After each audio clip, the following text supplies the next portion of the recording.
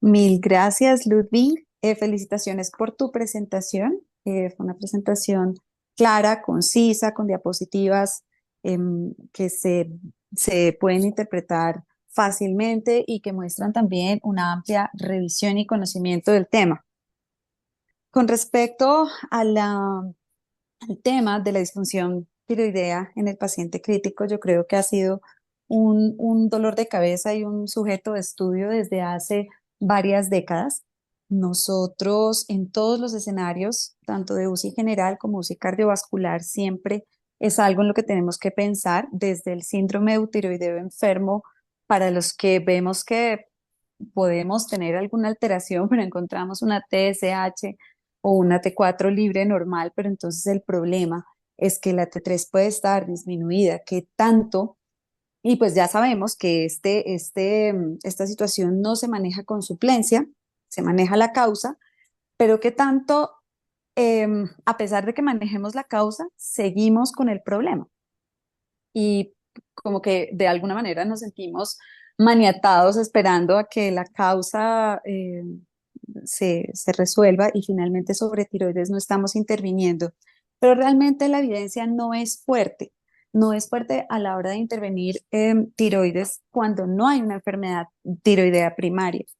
Incluso en los pacientes de posoperatorio de cirugía cardíaca, hay un metaanálisis interesante publicado por el grupo de Texas en 2019 en el Journal de Cirugía Cardiovascular, en el que muestran que realmente la suplencia tiroidea rutinaria en las primeras 24 horas post-bypass no tiene desenlaces significativos ni en estancia ni en mortalidad, únicamente tiene, digamos, impacto estadísticamente significativo en la media del score inotrópico, que pues indirectamente ya los estudios de la media del score inotrópico que tanto afectan esos otros desenlaces, pues ya es terreno de otras revisiones, pero para efectos prácticos no está recomendado hacer la suplencia de forma rutinaria. Otra área de estudio que está cada vez como, y de hecho, en la última década, un grupo muy juicioso y muy acucioso de los Países Bajos, pero más desde la parte de biología molecular, están haciendo como toda la investigación de en dónde actúa más y cuál es la hormona, desde el punto de vista inmunológico, en la parte inmunológica me estoy refiriendo, cuál es el principal target de la hormona tiroidea y cuál de los pasos bioquímicos de la hormona tiroidea es el que tiene como más impacto sobre el sistema inmunológico. Entonces, se encuentra que no solamente es la T3, que es el producto final, ni la T4, sino que arranca desde la TRH. La TRH viene siendo un target de las citoquinas, de interleuquina 6, viene siendo un target de interferón gamma, de factor de necrosis tumoral. Entonces, ese down regulation de las hormonas tiroideas en el paciente en sepsis viene mediado por estas interleuquinas, incluso en la síntesis misma a nivel hipotalámico. A nivel hipotalámico, pasando por todos los pasos bioquímicos, incluso hasta el down regulation de los receptores a nivel de las células blanco y también de las de iodinasas. Entonces, ahí es donde digo y vuelvo al tema de que conociendo, pues sabiendo esto, finalmente en un escenario de sepsis en un paciente sin enfermedad tiroidea primaria, que tanto nos sentimos un poco maniatados. Bueno, ya estudios eh, que podemos ir desarrollando nos irán dando la razón o nos confirmarán que por ahora no tiene evidencia el tratamiento. Doy paso entonces a Mario y a los demás participantes para enriquecer esta reunión. Muchas gracias. Muchas gracias, Ludwig, muchas gracias también a ti, felicitaciones por la presentación. Me hiciste realmente una muy buena aproximación con evidencia y demás sobre, como mencionó la doctora Diana Bravo, lo que más ha generado como ese escozor es si se trata o no se trata, si hay target como tal de TSH que debamos sostener o no. Por ejemplo, como sucede en la gestación, que sabemos que hay unos niveles de TSH a los cuales tenemos que llevar a la paciente gestante con la intención de generar algo de protección. como tú lo mencionaste, es algo que es muy importante que quede, digamos que en los participantes, en los que seguimos en el proceso académico, y es en qué momento hacer la solicitud de la tamización de la función tiroidea, para evitar perderse en el camino y de pronto enredarse un poco y llegar a esa disyuntiva de si trato o no trato, qué más hago. Realmente, como tú lo mencionaste, los primeros 24 48 horas se trata de una respuesta que es más de protección, donde, por llamarlo de alguna forma, hay como un consumo de la hormona tiroidea, que lo que está tratando de hacer es como, digamos que menguar un poco ese catabolismo al cual se ve enfrentado el niño crítico. Y eso de cierta forma tenemos que entenderlo para no caer en la trampa como de pensar que nos estamos enfrentando al debut de una enfermedad tiroidea o no. Por eso, como tú lo mencionaste, los artículos o la literatura es clara en decir, haga la solicitud o el despistaje solo en aquellos personajes en los cuales haya una muy alta sospecha diagnóstica de enfermedad tiroidea como tal, que esté desencadenando un escenario crítico, más no como una afectación secundaria. Vemos que eso es algo muy importante a tener en cuenta. Y también cómo algunos escenarios del cuidado crítico pueden llevar a, a un fenómeno de un trastorno tiroideo central transitorio, que si mal no recuerdo tú lo mencionaste también en alguna diapositiva, donde pues digamos que trastornos de la unión a las proteínas transportadoras en los escenarios de hipoalbuminemia y demás pueden condicionar una afectación en el comportamiento de la secreción de las hormonas. Eh, yo creo que, como diría mi profesor Perdomo, queda como uno con muchas más preguntas, ¿cierto? Que respuestas, que es algo muy importante en las revisiones académicas. Y tener en cuenta para todos que el estar enfrentados a un escenario de un paciente con enfermedad no tiroidea en el niño crítico sí condiciona un mal pronóstico que se debe tener en cuenta cuando vayamos a hacer, digamos que, posterior abordaje en la salida de las UCIs. Muchas gracias, nuevamente felicitaciones, Ludwig. Y le doy paso al profesor Juan David Roda, que tiene la mano levantada para que también nos colabore con sus impresiones. Muchas gracias. Bueno, muchísimas gracias y pues no, ante nada, pues tremendo ladrillo de tema.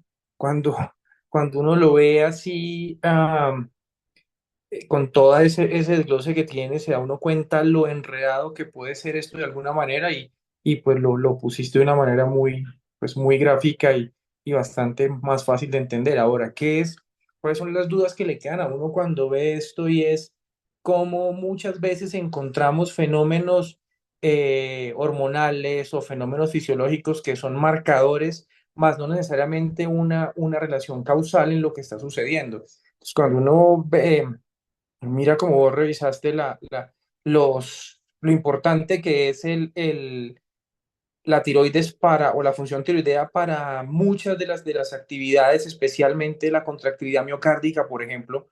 Me dice, oiga, ¿cómo es posible que yo no voy a poner una suplencia tiroidea en un paciente que tenga una condición crítica con un trastorno de la contractilidad? Si realmente está involucrado dentro de la contractilidad miocárdica una buena función tiroidea.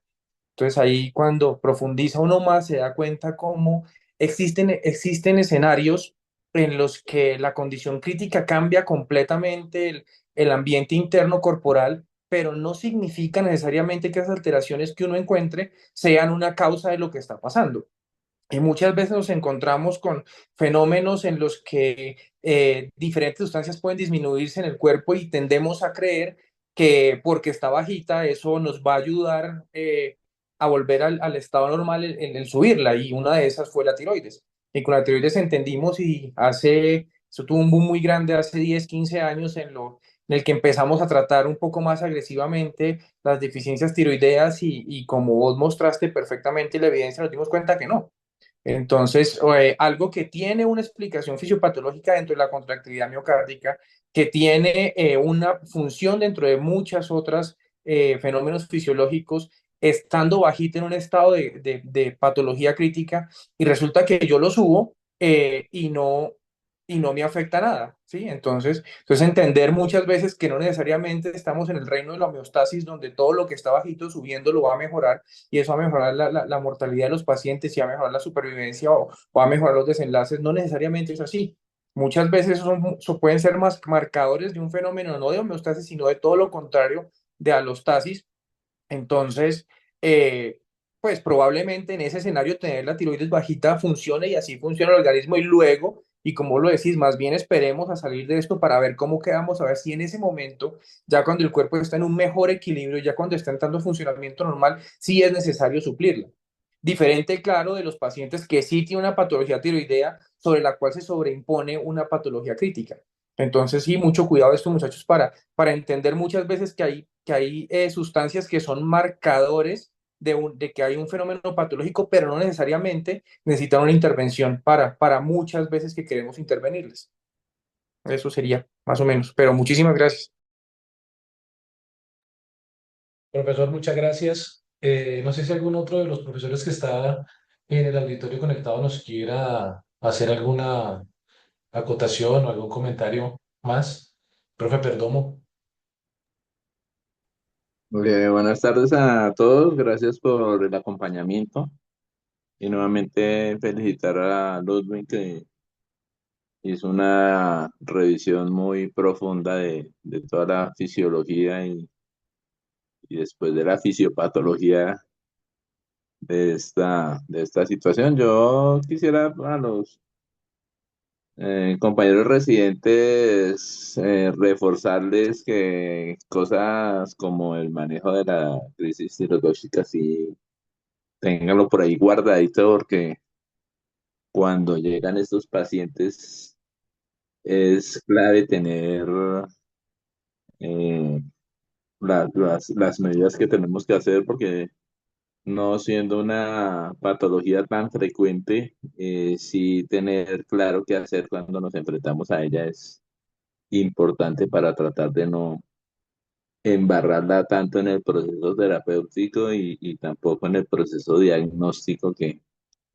ojalá se hiciera de manera adecuada. Y con respecto al síndrome de tiroideo enfermo, pues lo que ustedes han oído, pues corresponde a la realidad. Durante años anteriores, yo recuerdo que empezábamos a pedir los niveles de hormonas y T4 y T3 y después de un tiempo yo llegué a la conclusión de que eso nos traía era como más enredos que beneficios porque de manera análoga a otras intervenciones, cualquier escenario nos servía para poner suplencia de hormona tiroidea si salía la TSH bajita o la T4 bajita o la T3 bajita, de ahí se agarraba para poner suplencia pues ver que no hay evidencia de que eso sí le sirva a los pacientes, pues nos deja muchas dudas. Pero también está el otro lado de ver cómo los pacientes que sí tienen alteraciones de, de los niveles de las hormonas tienen pronósticos diferentes, ¿sí? Intuir que el tratar o no tratar les vaya a cambiar el pronóstico, pues puede suceder como sucede en otras enfermedades, que simplemente es el reflejo de una afectación más grave por causa de la enfermedad primaria. Entonces, pues es lo que yo podría aportar, porque sí la experiencia del tiempo hace que esto no sea de esas enfermedades que a mí ni siquiera me agrade hablar, porque hay como mucha confusión. Ojalá en algún momento ustedes en el proceso de investigación y creación del conocimiento nos acerquen más a,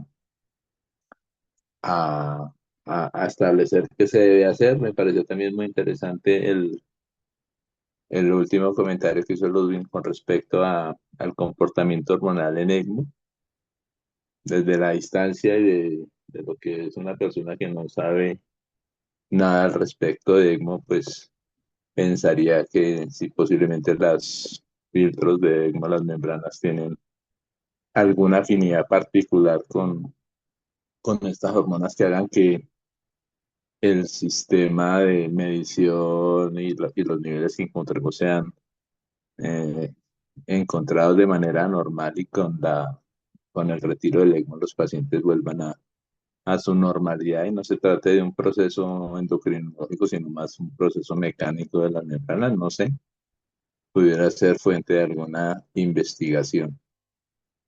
Entonces, no sé qué más decir, felicitarlos, Ludwig, de verdad, Gracias por la revisión y la actualización de este tema que es difícil, pero, pero no para llamarlo ladrillo. Es interesante. Gracias.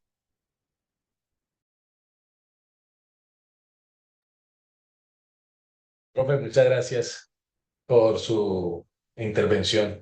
Eh, si algún otro de los docentes quiere hacer algún aporte o pasamos directamente al taller.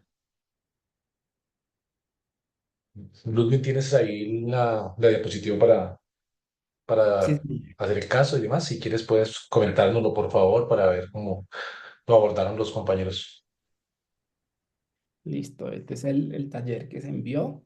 Es una niña de 8 años que es admitida a la unidad de cuidado intensivo pediátrico después de una neumonía severa con insuficiencia respiratoria que progresa a un cuadro séptico. Al ingreso, los signos vitales son los siguientes: temperatura de 38,5, frecuencia cardíaca de 150, una presión arterial de 85/55, frecuencia respiratoria de 32 respiraciones por minuto, bajo ventilación mecánica con un FIO del 60% y una saturación de oxígeno por pulso oximetría del 95%. Se administra un tratamiento antibiótico de amplio espectro con soporte vasopresores con una noradrenalina que está a 0,1 y líquidos intravenosos. Los datos hormonales al ingreso son un cortisol de 15 microgramos por decilitro, una T4 libre de 1,2 nanogramos por decilitro y una TSH de 0,8 miliunidades por litro. Al quinto día de estancia en UCI, los signos vitales son temperatura 37,8, frecuencia cardíaca de 135, una presión arterial de 165 milímetros de mercurio con soporte vasopresor descontinuado y saturación de oxígeno al 96% con ventilación mecánica con una FIO del 40%. La niña continúa letárgica con la hipoactividad marcada y persistente y sigue presentando hipoglucemia leve a moderada con glucosas entre 65 y 70 miligramos por decilitro. La diuresis es de 0,4 mililitros kilo hora y a la motilidad intestinal sigue disminuida. Los exámenes hormonales al quinto día muestran un cortisol de 12 microgramos por decilitro, una T4 libre de 0,8 nanogramos por decilitro y una TSH de 0,4 miliunidades por litro. Y estas son las preguntas que se nos presentaron.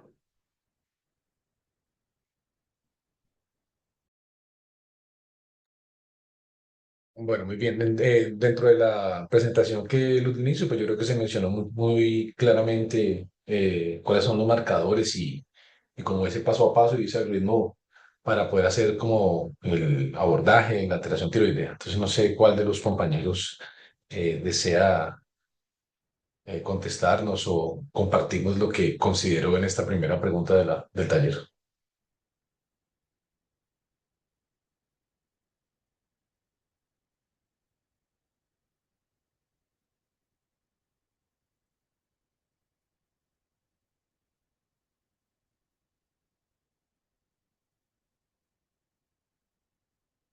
Glorita, muchas gracias. Cuéntanos. Buenas tardes a todos. Entonces, en la primera pregunta tenemos pues qué hallazgos del caso podrían definir una alteración tiroidea y pues cómo se la podría diferenciar de otras causas endocrinas o metabólicas que podrían estar pues contribuyendo al estado. Entonces, los hallazgos como que ya preocupan es la segundo párrafo del caso, serían la letargia, la hipoactividad marcada y persistente, la hipoglucemia leve a moderada, la diuresis disminuida y la motilidad intestinal disminuida, específicamente en ese caso. Entonces, pues tenemos que en el paciente crítico con el síndrome de enfermedad no tiroidea puede comportarse como un paciente con un hipotiroidismo, teniendo en cuenta que esto se puede esperar con un cuadro de letargo, astenia asociado a disminución del metabolismo a nivel cerebral, inducido por una disminución de la T3 a nivel de ese tejido, siendo esas hormonas pues esenciales para el funcionamiento a nivel cerebral. Además, pues tenemos el extra de que tiene la hipoglucemia, pues que en ese punto también afectaría como un sesgo adicional para decir que solamente el cuadro de la parte del letargo y etcétera, pues esté asociada solamente a la alteración tiroidea. Lo otro que tenemos, la hipoglucemia específicamente, pues tenemos entendido, como miramos hace un momento, nos explicó Ludwig, pues que la disponibilidad de energía a nivel sanguíneo, o sea, la glucosa, va a estar también alterada con respecto a la manera en qué fase de la enfermedad crítica se está presentando, teniendo en cuenta que esta niña está más o menos al quinto día y como hemos visto en los anteriores revisiones, estamos entre el quinto y el séptimo día en el periodo de transición de la enfermedad crítica aguda hacia la fase tardía o ya más crónica en la cual se puede presentar ese desajuste de la glucosa, teniendo en cuenta que ya va a haber una alteración no solamente de la parte tiroidea, que realmente tiende a estar de una manera suprimido como todo el eje tiroideo, sino también pues la alteración del el cortisol y de la hormona del crecimiento. Problema pues que ahí en la pregunta dice pues que nos ayuda como a diferenciarlo. Hay cosas que nos dirían para el otro lado tratando de decirnos como pues no se vaya tanto solamente por la tiroides, porque hay consideraciones en el caso que le dicen la parte hemodinámica está mejor, ya no necesita vasopresor, tiene taquicardia, pero es menor a, a lo que registra en el ingreso y ya no está necesitando vasoactivos. Entonces, pues como buscar algo adicional. Así también la menor necesidad de soporte ventilatorio, que en esa parte sí puede estar sesgado porque estamos con un paciente con patología infecciosa de foco respiratorio, pues que puede ser que está o mejorando la parte infecciosa y mejorando la aclaración de secreciones, etcétera, y de la infección misma, pues que también puedan permitirnos liberar un poco del soporte ventilatorio. Hay otras alteraciones como la oliguria, que según lo que revisé, pues se puede presentar hacia los dos lados. La disminución de la T3 va a favorecer tanto la reabsorción renal de sodio y de agua al estimular la liberación de la renina y la actividad de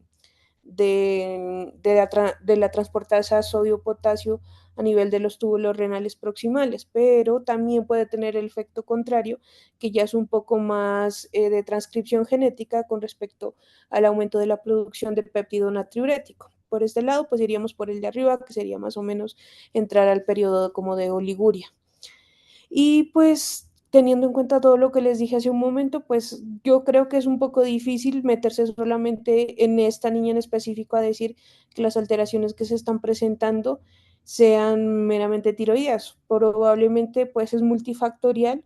Si vemos solamente la parte que está mejorando, pues uno diría que no está tan relacionado solamente a que la enfermedad tiroidea esté más descompensada. Eso es lo que creo yo. Gracias.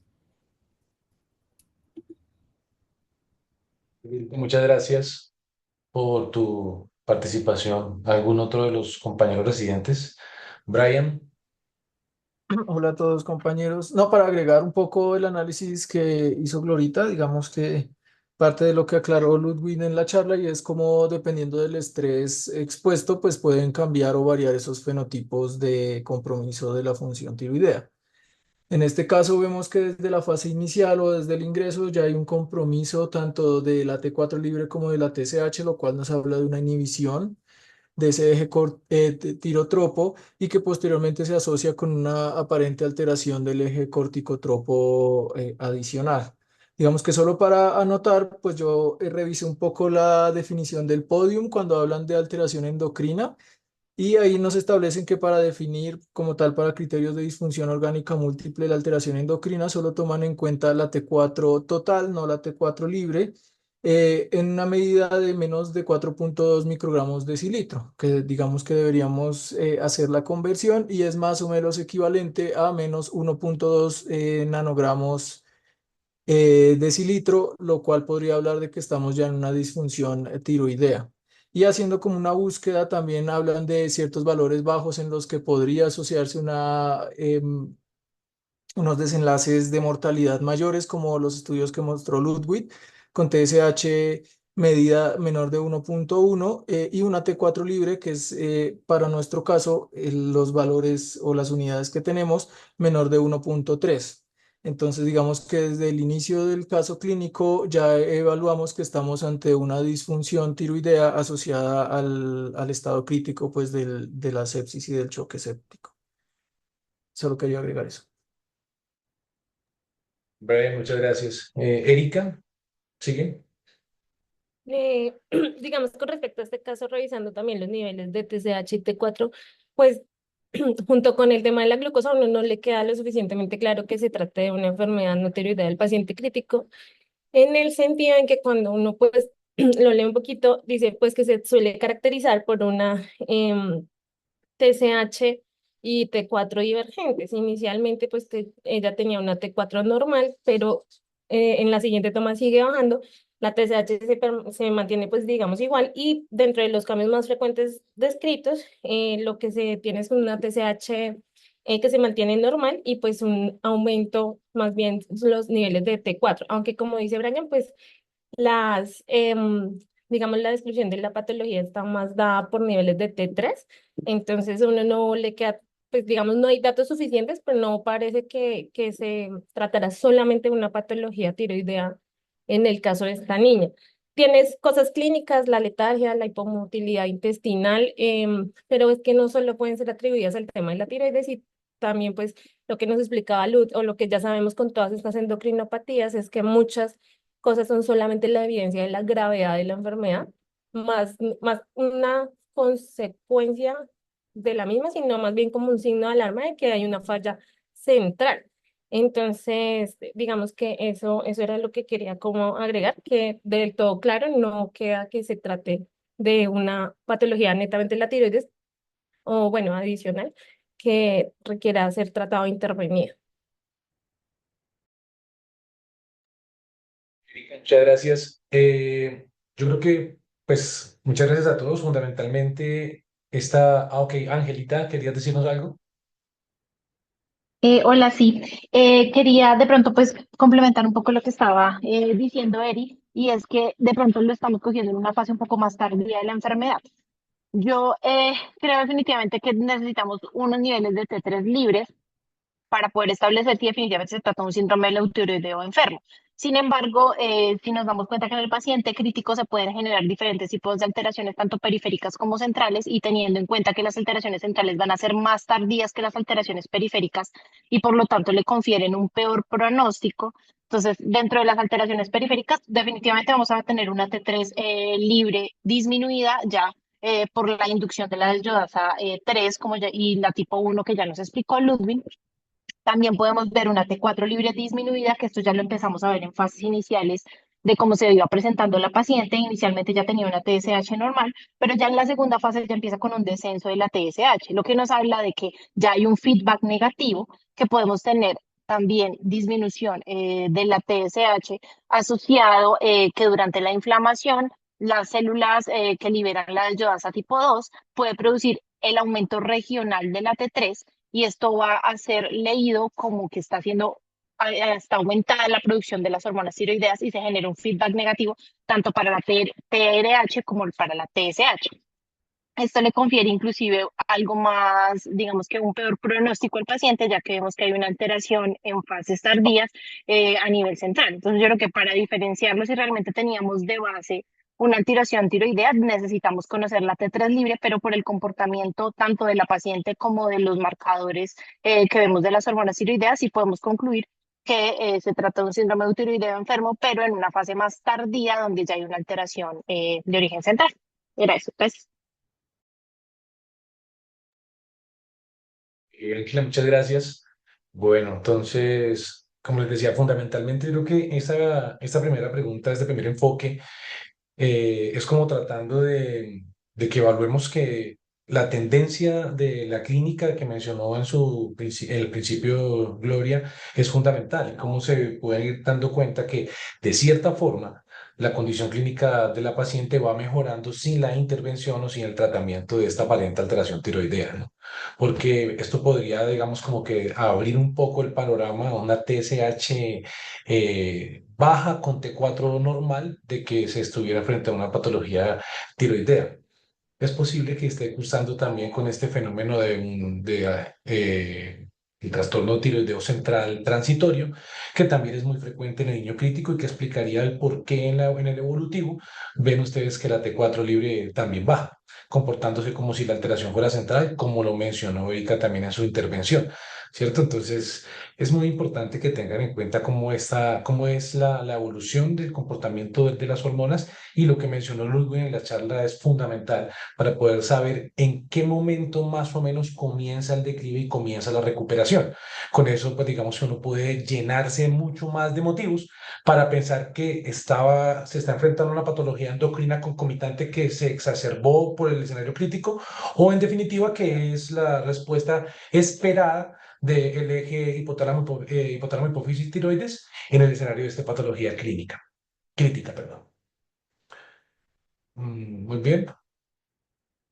Continuando con el taller, la siguiente pregunta dice, bueno, ¿cuál es la hipótesis sobre el estado funcional del eje hipotálamo hipófisis tiroides? Y si considera alguna intervención endocrinológica en este caso en particular. Angelita ya nos hizo un abordaje mencionando cómo bajo la retroalimentación negativa se iba a comportar, ¿cierto? En este escenario clínico, pero pues algún otro compañero que nos quiera colaborar. Juliana, adelante. Hola, ¿cómo están? Buenas tardes a todos. Entonces, digamos que dentro de la hipótesis, pues todo lo que ya revisamos y lo que Ludwig nos habló ampliamente, pues finalmente estamos entrando a esa etapa entre el quinto y el sexto día en donde pues esta enfermedad aguda se va a cronificar, digamos que lentamente. Dentro de esa cronificación, entonces pues ya sabemos que hay una alteración a nivel central, pero también hay una disminución de la pulsatilidad de la TSH que nos explicaría que hay una disminución de la TSH en esta paciente.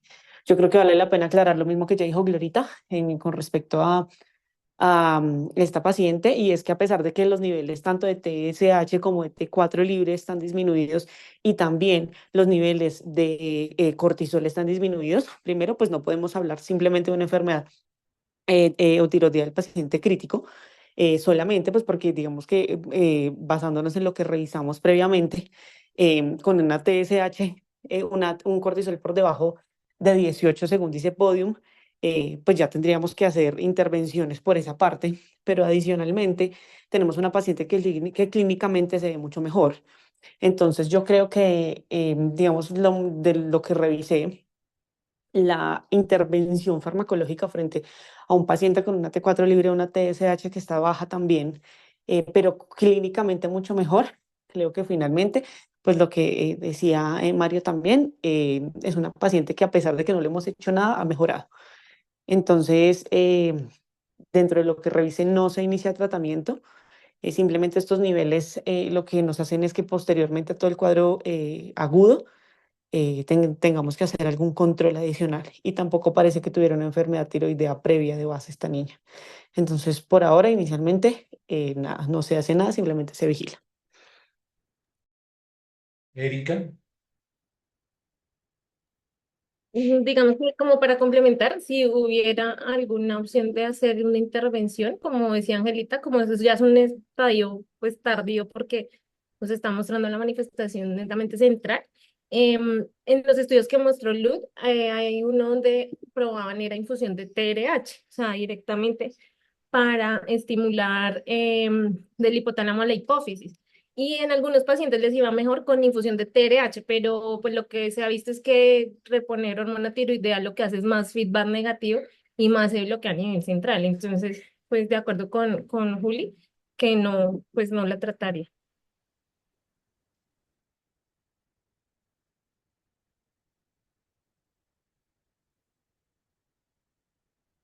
¿Quién más que quiera dar su opinión?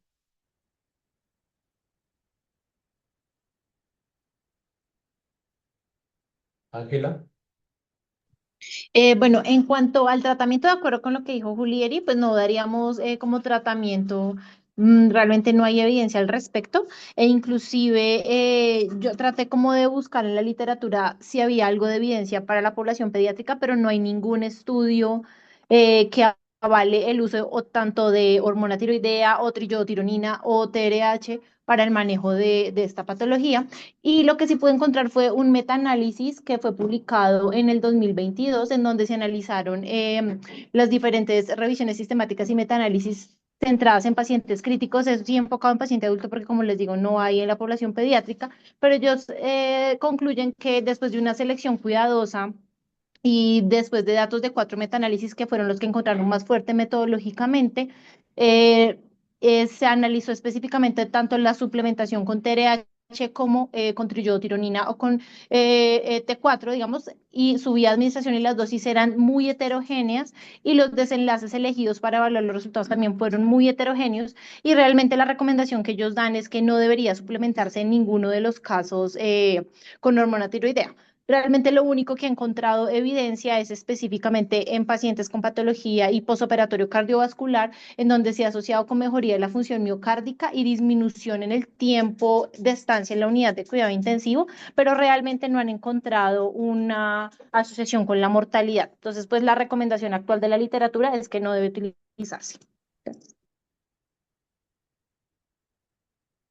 Bueno, pues en principio, digamos que de acuerdo pues obviamente con todas las intervenciones, es muy difícil escoger si, o tomar la decisión si se va a suplementar o no, sobre todo por algo que mencionó Erika en su intervención y es correr el riesgo de hacer una retroalimentación más intensa incluso que bloqueara más el eje, porque realmente es difícil determinar en qué momento realmente se encuentra la enfermedad para saber si, como lo mencionamos como se mencionó en la revisión, es como digamos que lo que se espera que suceda con el comportamiento del eje hipotálamo hipófisis tiroides. La gran mayoría de literatura, como mencionaron, pues habla sobre la T3 reversa, como el síndrome de T3 reverso, pero porque es lo más frecuente. Pero, pues, como ustedes pudieron revisar, este comportamiento de simular un trastorno tiroideo de origen central es muy frecuente. Lo que sucede es que lo que no es tan frecuente es hacer el despistaje en el momento en el que se está simulando este comportamiento bioquímico u hormonal. Pero pues en general lo que la literatura muestra hasta el día de hoy es que no se recomienda la suplementación con con T4 libre o con levotiroxina, perdón, en los escenarios en los que se considera que se está en una enfermedad tiroidea en asociación a una enfermedad crítica. Juliana, tienes la mano levantada, no sé si quieras decirnos algo más o se quedó levantada de la participación previa. Ay, perdón, se quedó levantada. Ah, gracias, no te preocupes. Ok. Y ya para finalizar el taller, la última parte, que es como una de las más interesantes, sobre todo por ver el componente artístico de todos los compañeros. Entonces, elaboren un dibujo que explique cómo le explicarán ustedes a los padres qué es lo que está sucediendo en el eje del hipotálamo pues, tiroides de esta chiquitina. Entonces, no sé cuál de todos quiere compartirnos su arte.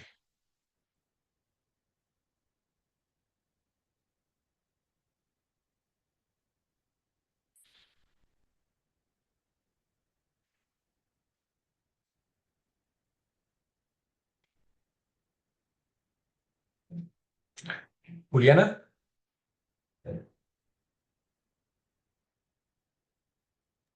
Hola, sí, ya les comparto. están habilitados todos para compartir pantalla, por favor. Traten de tomar turnos para que no sean todos al mismo tiempo los que vayan a compartirnos el dibujo.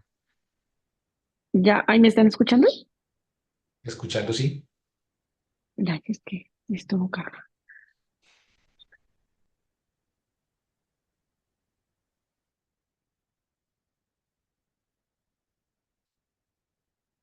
Entonces, no sé si ahí están viendo mi pantalla.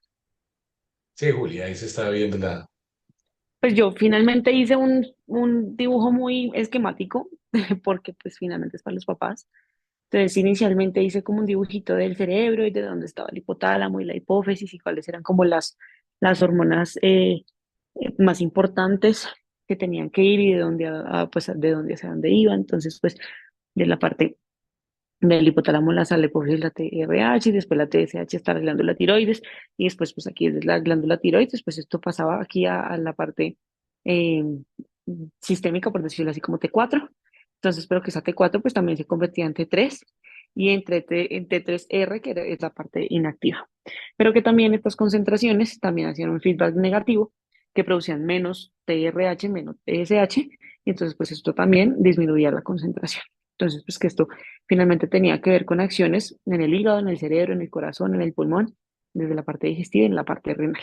Aquí hice como una explicación chiquitica de toda la parte de lo del metabolismo tiroideo y cómo funcionaba. Entonces, pues recordemos que la T3 y la T4 pues están séricas, que la mayoría están unidas a proteína realmente, a la TBG especialmente. Estas entonces pasan por medio de la proteína transportadora dentro de la célula y dentro de la célula pues son por medio de las enzimas D1 y D2, D3 y D4 pues pasan tanto a la forma T3 como a la T3R y a la T2. La T3 es la que pasa al núcleo y pues después de la transcripción del núcleo no hice mucho énfasis pues porque finalmente vuelvo y digo es para los papás y hay transcripción y pues hay una creación de proteínas. Y por esta otra parte hice como qué pasaba en las enfermedades críticas agudas. Entonces ya sabiendo cómo funcionaba, pues en la enfermedad crítica aguda, entonces hay una disminución de la T3 que es la activa, un aumento de la T4, un aumento de la T3R que es la inactiva y puede haber una TSH normal o aumentada. Pero cuando ya es una enfermedad crítica crónica, pues hay una disminución no solo de la T3, sino de la T4, y la TSH puede estar normal o puede estar disminuida en relación con pues, una pérdida de la pulsatilidad. Realmente fue algo muy esquemático, muy chiquito, eh, muy como yo se lo haría a los papás, realmente. Y ya, gracias. Juliana, muchas gracias. Sí, yo tuve la oportunidad de mirar algunos otros talleres. No sé si alguien más quiera compartirnos el, el dibujo y sobre todo pues con la intención de ser, o sea, en vivo, cómo es la explicación que le darían a los padres, pues, con el ánimo de que puedan comprender someramente qué es lo que está sucediendo en este eje. Eso pone muy a flor de piel nuestra capacidad de utilizar un lenguaje adecuado para que los papitos realmente comprendan qué es lo que está sucediendo y qué estamos haciendo nosotros, o cómo explicarles por qué no estamos haciendo nada. Gloria, sí, yo vi tu dibujo, dale.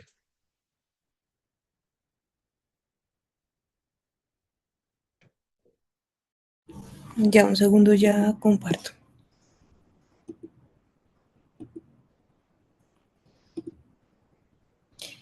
¿Pueden ver mi dibujo? Sí, Glorita. Listo. Entonces, pues estos son dibujos míos de más o menos que les diría a los papás. Entonces tenemos como ahí más o menos al centro arriba el dibujo de la tiroides, explicarles que, bueno, inicialmente que su hija tiene un proceso de una infección pulmonar, tiene una neumonía. Esas bacterias que están alojadas a nivel pulmonar, pues van a producir ciertas sustancias inflamatorias que van a actuar no solamente a nivel pulmonar, sino que se van a dirigir a diferentes partes del cuerpo. Es así como esas sustancias inflamatorias obviamente van a alterar la producción tanto directamente de hormonas tiroideas como de la hormona liberadora de tirotropina y de la TSH, o sea, va a tener una alteración a nivel cerebral y una alteración a nivel de la hipófisis. Al hacer eso, pues obviamente vamos a tener una disminución de la producción de hormona tiroidea. Y esas hormonas tiroideas que acá están marcadas como T4 y T3 tienen muchas funciones que si no se cumplen bien, pues vamos a tener unas alteraciones en diferentes órganos. Entonces tenemos en la parte de los leucocitos o del sistema inmunológico, se ha demostrado pues que hay disminución de la capacitancia de la fagocitosis. Entonces podría haber un problema adicional pues en el control o en la manera de defenderse del niño ante el cuadro infeccioso. Si vamos hacia la parte muscular y a la parte ósea, pues se va a disminuir la parte anabólica y más bien vamos a entrar a un punto, bueno, inicialmente la disminución de las hormonas tiroideas se hace de una manera protectora para evitar hacer anabolismo, porque lo que vamos a necesitar hacer es un periodo catabólico de aumento de energía, que pues más está dando por otras hormonas, pero pues que vamos a necesitar bloquear en algún momento, porque la idea no es guardar reservas de energía. Por otro lado, tenemos el riñón. En ese punto vamos a tener alteración por liberación de hormonas a nivel, que tienen influencia a nivel renal, pues que van a propender a disminuir la diuresis, por ejemplo. Si tenemos hacia la parte cardiovascular, pues vamos a tener alteración en la fuerza y en la capacidad del corazón de responder pues a la necesidad de mejorar el gasto cardíaco en el cuadro de sepsis. Entonces va a necesitar probablemente medicamentos vasoactivos que para ayudarlo, pues, y que eso es lo que va a ser nuestra intervención básicamente. De la parte respiratoria, fuera de intervenir, pues, de la parte infecciosa para tratar la neumonía, también hay que tener en cuenta, pues, que las hormonas tiroideas están relacionadas con el aclaramiento de secreciones a nivel pulmonar y la producción, pues, de sustancias que nos va a permitir mantener una mejor ventilación, por lo cual uno esperaría que inicialmente es uno de los contribuyentes a que en la parte más crítica pues haya dificultad para mejorar pues la parte ventilatoria, pero pues en este punto estaríamos interviniendo. Si vamos hacia abajo, pues en la parte, la puse como hepática, pero hablamos más bien de la disponibilidad en general de glucosa, que también se puede ver afectada. En este punto, pues vamos a tratar de mantener nosotros un aporte calórico y un flujo metabólico pues adecuado para el momento de la enfermedad en que estamos encontrando a la niña. Y aquí tendremos ya la parte gastrointestinal, que en ese punto podríamos esperar que disminuya la motilidad, que haya algo de hilio. Se ha demostrado pues que la intervención adecuada con respecto a la parte nutricional con el retardo de la, por ejemplo, de la inicio de nutrición parenteral, pues puede ayudarnos y propender más bien a iniciar la enteral, puede ayudarnos a mejorar como el equilibrio del eje. Y pues en este punto, como algunas medidas de la inhibición de la producción de hormonas tiroideas es un mecanismo protector, pues inicialmente como la niña está mejorando, pues vamos a mantenernos como vigilantes y no vamos a necesitar colocar por ahora pues algún manejo específico. Y eso es lo que tengo.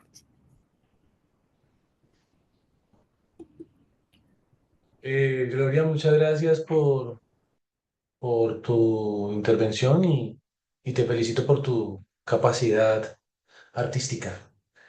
Este, bueno, yo creo que ya para cerrar, muchas gracias a todos los que activamente participaron del taller y a Ludwig nuevamente por la revisión. Nuevamente queda en el ambiente un tema, pues, como mencionó en su intervención la doctora Diana Bravo, un tema muy denso, muy difícil de abordar, sobre todo porque la gran mayoría de los médicos estamos acostumbrados a encontrar cosas para poder intervenir. Y es difícil cuando nos enfrentamos a estos escenarios donde encontramos situaciones alteradas, bioquímicas alteradas, y la verdad nos quedamos como un poco expectantes con la intención de que en algún momento se regule, pero pues es importante que tengamos en la cabeza el entendimiento y la comprensión del comportamiento hormonal de la tiroides en el escenario del cuidado crítico. Eh, si algún otro profesor o alguien más tiene algo más para intervenir, para comentarnos, o podríamos dar por terminado el taller y nuevamente con las felicitaciones a Ludwig y el agradecimiento a todos los participantes.